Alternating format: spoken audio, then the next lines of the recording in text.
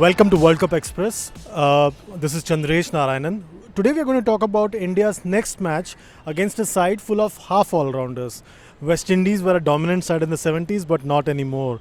I don't think this West Indies side can trouble this Indian team at this World Cup. But I'm sure our resident West Indies fan, the special correspondent of Indian Express, Bharat Sundaresan, will completely disagree with my view. Welcome to the show, Bharat. Thanks, Chandresh. And like you said, I completely disagree with you. But for a change, I disagree more from my heart than my head, because my head tells me that I have to agree with you. Because their bowling has been very shoddy. Holder and Taylor have given them very good starts in the first 10 overs. I mean, they've kept the opposition down to even run rates lower than 4.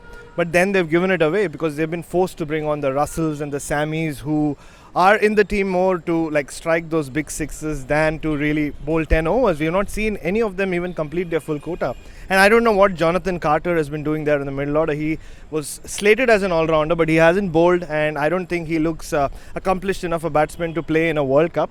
And unfortunately now we saw Jason Holder getting carted for 64 runs in his last 2 overs, so his confidence is at an all-time low as well. So they're basically down to one bowler. So it's high time, please West Indies, bring in Roach or Cottrell, because you need that.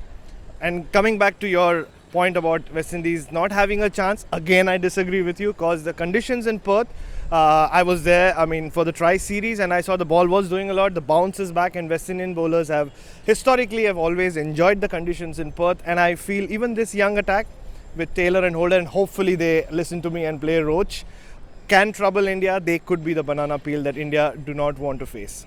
The other point about this West Indies side is the form of Chris Gayle. Like we mentioned the last time, Gayle seems to perform well against the lesser sides but struggles against the top sides. You mentioned to me something off-air about Gayle's record against India's Bhuvneshwar Kumar. That's quite interesting, isn't it? It is. You would feel that Bhuvneshwar Kumar is the right pace for Chris Gayle to go after and smash him all over the ground. Interestingly, when he scored that 175 against Pune in the IPL, Bhuvneshwar Kumar was the only bowler he really didn't go after, and he had economical figures. If you go back to the scorecard, you'll see that. And the thing is, in the last couple of years, whenever Bhuvneshwar Kumar has come up against Gayle, he's got him out, because he's done what every fast bowler should do against Chris Gayle: pitch it up there, move it away, and he is in trouble early on. He's very susceptible.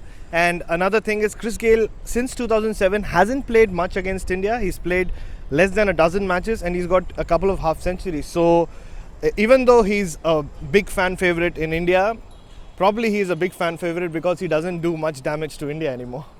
That's right. West Indies is a tough situation for India, potential tough situation. But so far in the tournament, India, among the top 4 contenders for the title, have had a very easy time. Maybe it's a good thing, maybe it's a bad thing, but the win over UAE was very impressive, and India continued their march towards the quarterfinals without any hassle. I don't know if it's really a very good thing that India had an effortless win against UAE, because I'm pretty sure they're going to be tested come the knockout stage of the tournament. For sure, but I can say that the Indian fans who made it all the way to Perth would have been very happy, because the bars in Perth stopped serving drinks at 10. So the fact that they finished it off early ensured that they had at least had a long Saturday night. With teams like UAE, I guess they get more overawed when they face an India or a Pakistan, because most of them have grown up supporting these countries, and probably their families still support India and Pakistan. So I've seen them get more overawed against teams like India and Pakistan, like I said. And the good thing for India, yes, you want a few more tough matches going into the knockouts. It's been an easy ride so far, in a way. But the good point about the UAE match for India was Rohit Sharma's form, because he was run out against South Africa and didn't get too many runs against Pakistan. So it's always good to have a Rohit Sharma in form, and he loves the West Indian attack. He always does well against them. That was really good. And Ashwin's bowling form, it's really drastically improved after the Test series. And one thing I've noticed with Ashwin is, generally you look at Ashwin bowl in one-day cricket, it's almost like he's trying to outsmart the batsman more than get him out. It's almost like he's trying to prove a point to him. But so far he's done what he should have been doing all this while. He's bowling slower in the air, and he's trying to get the batsman out. And like we saw against UAE, those 4 wickets are going to hold him in great stead, because now probably he knows where he was going wrong and what he needs to do to continue this consistency. Thanks a lot, Bharat, for that. I think he's right about Ashwin. I think Ashwin will probably have to keep looking at Ravi Shastri, who has the best figures for a spinner at Perth, and hopefully better that on Friday when India plays West Indies.